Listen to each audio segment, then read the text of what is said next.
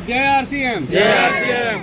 आपकी आवाज नहीं है। जय आरसीएम। जय आरसीएम। Very good. गेहूं से आटा, यानी गेहूं को पिसवाओ और आटा, यही होता है ना। Yes. ये कोई रॉकेट साइंस नहीं है कि रॉकेट साइंस है कि यहाँ से कैसे करेंगे। ये है पहली स्टेज, ये है second, first and last. Second यानी लास्ट। आरसीएम ऐसा नहीं, आरसीएम शॉर्टकट नहीं सीखा। आरसीएम इस प्रोसेस से होके आटा बनता है। आटे में दो प्रकार की इम्प्योरिटी है, ऑर्गेनिक इम्प्योरिटी और नॉन ऑर्गेनिक। ऑर्गेनिक इम्प्योरिटी में जो पौधे के साथ में जो इसकी अशुद्धियाँ आ जाती है वो है, और नॉन ऑर्गेनिक में जो कंकर पत्थर वगैरह जो इस गेहूँ के पौधे के साथ में जो होती है नॉन ऑर्गेनिक वो आ जाती है। ये साफ होने के बाद में एक बड़ा चैलेंज आता है मडबोल का। पौधे के साथ में एक खेत की मिट्टी की डली आ जाती है, इसको मडबोल बोलते हैं। वो इस गेहूँ में आ जाती है और वो इस प्रोसेस से नहीं निकलती है। उसका नहीं निकलने का कारण क्या होता है, उस मडबोल की जो डेंसिटी होती है वो गेहूं के बराबर होती है। तो मशीनें क्या करती है, उसको एक्सेप्ट कर लेती है। मशीनें चलती है डेंसिटी पे, उसको कोई मतलब नहीं है गेहूं है कांच है ये उससे कोई मतलब नहीं है। मशीनें चलती है डेंसिटी पे, तो मशीनें उसको गेहूं समझ के उसको एक्सेप्ट कर लेती है और वो गेहूं के अंदर आ जाती है। अब उसको निकालने के लिए हमें उस मडबोल का स्ट्रक्चर चेंज करना पड़ता है, यानी गेहूं की रबिंग करते हैं। गेहूं की रबिंग में मडबोल का स्ट्रक्चर चेंज करते हैं, उसकी डस्ट बना के हम उसको अलग कर लेते हैं। गेहूँ हमारा साफ हो गया।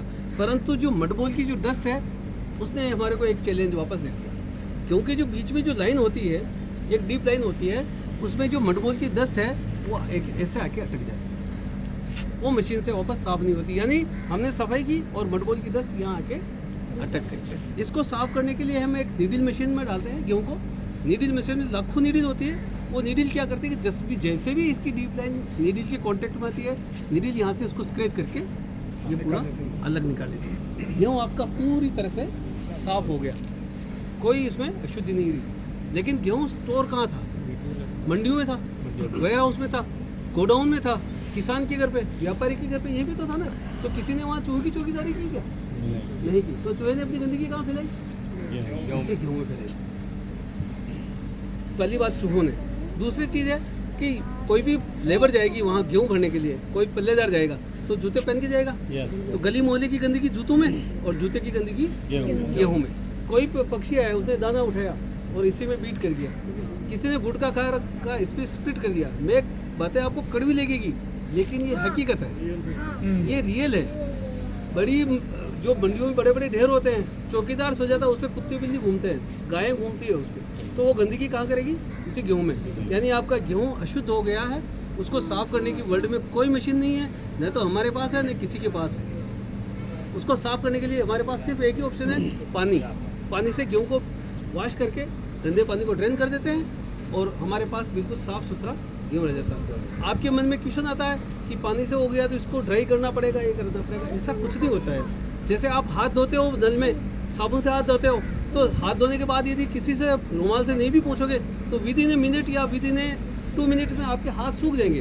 तो ऐसा भी गेहूँ जैसे पानी से गया, पानी निकला, वहाँ से गेहूँ ड्राई हो जाता है, कोई फ़र्क नहीं पड़ता उससे, पानी इसमें नहीं रहता है। लेकिन एक चीज़ होती है, यदि किसी सीड में एक बार पानी लग जाए तो सीड अपने आप में जर्मिनेशन स्टार्ट कर देता है। तो गेहूँ भी यही करता है। हम इसको 8 घंटे तक स्टोर करते हैं। 8 घंटे जब स्टोर रहेगा तो गेहूँ अपने आप में जर्मिनेशन करेगा, अंकुरण का करेगा। क्योंकि डॉक्टर कहते हैं ना, आप अंकुरित मूंग खाइए, अंकुरित चने खाइए। कभी सूखे मूंग के लिए बोला क्या? नहीं बोला, क्योंकि वो जर्मिनेशन नहीं करते हैं। जर्मिनेशन करने पे एनवायरनमेंट की नाइट्रोजन के साथ में वो फोलिक एसिड बनाते हैं। तो गेहूँ भी अपने आप में एक फोलिक एसिड बनाता है।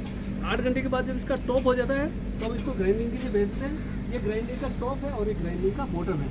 टॉप फिक्स रहता है और बॉटम रोटेट होता है, और इसके बीच में गेहूँ का आटा बनता है। यहाँ से एयर और गेहूँ अंदर आती है और यहाँ से आटा और एयर बाहर जाती है। जब कंप्लीट हवा आएगी और कंप्लीट हवा जाएगी तो न तो पत्थर गर्म होगा,